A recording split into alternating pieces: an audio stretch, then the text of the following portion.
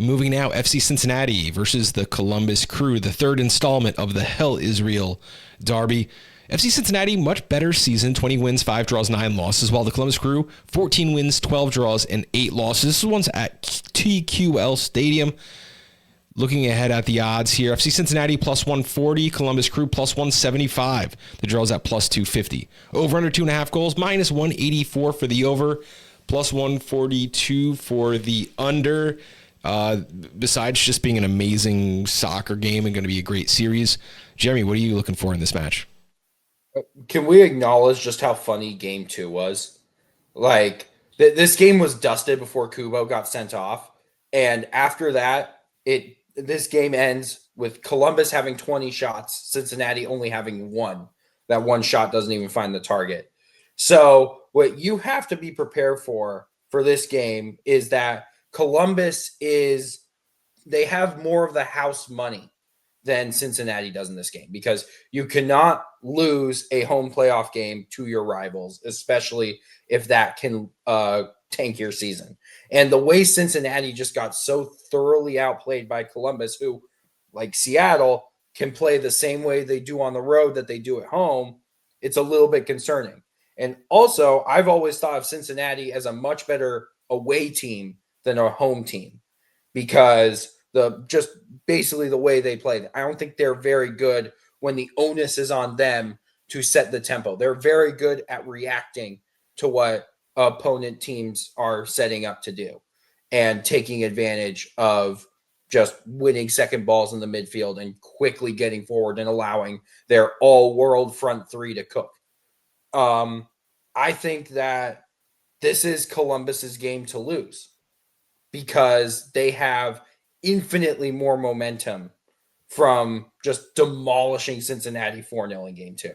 I really believe that Cincinnati's going to have to come out of their shell. And if you remember when these two played in the regular season, this exact fixture in the regular season, Cincinnati takes a quick 2-0 lead. It's gone by halftime.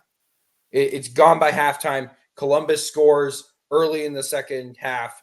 This game is put to bed.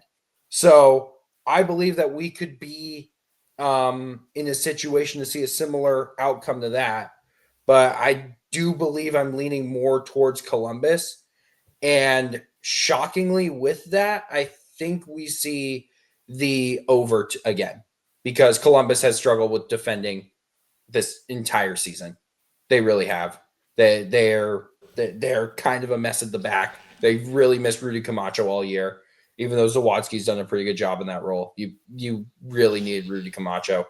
So I believe there's going to be a lot of goals, but Columbus will score more. And because of that, they will go through. This is not getting to a shootout.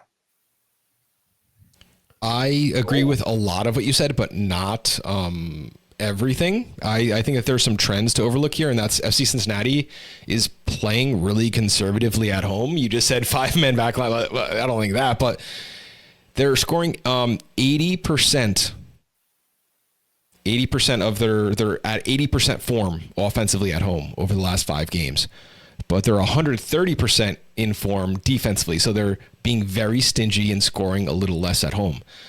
These things, they matter on the road. I think it's going to be a low scoring game. And I think that in this case, it's going to favor the home team. People in the chat, and I'm sorry that it goes up over your face, Jeremy. You're the lowest avatar here, so the chat is gonna go over that stash there. I'd bet Crew after game 2. Yeah, I think a lot of people are gonna do that, and that's why you're getting a good number here. Yeah, but this is one that's gonna be what it should be. It's 2 rivals, and the home team wins each game. Plus 140, FC Cincinnati. That's my official play. This one was so tough, right? You want to talk about teams or games that you don't have a bearing on. This is a rivalry game. Anything could happen. To swing from an FC Cincy, 1-0 win to Columbus going up 4-0. That's a wild swing. And you look at Columbus's offensive kind of, just roster. I don't love that. Daniel Gazdag has not been it for them. Diego Rossi sometimes is like carrying this team offensively, but then they just go and put out 4. Sure, go ahead. Really tough. I didn't want to pick a winner. I didn't want to pick over under.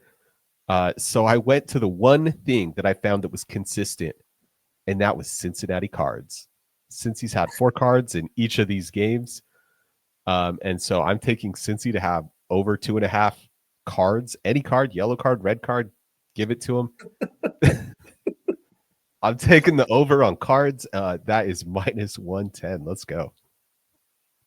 2 yellows turning into a red. Is that 2 cards or 3 for the prop bet? I actually don't know that information. I should probably look that up. I don't know that. It's probably just 2 separate cards. Offhandedly, though, I would.